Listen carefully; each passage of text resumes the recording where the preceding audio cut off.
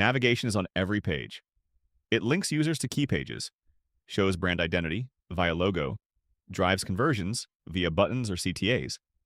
Other helpful uses: search bars, account or cart links, tips and best practices, logo on the top left, menu link center, CTA on the top right. Always show navigation on desktop. Avoid putting social media icons in the nav, they're distraction traps. Types of navigation: standard top bar, sticky nav, follows user on scroll, this one is recommended. Sidebar or icon-based navs, drop-downs. Mega menus, ideal for large e-commerce sites. For mobile, use a clear, recognizable hamburger menu. Avoid custom icons that confuse users.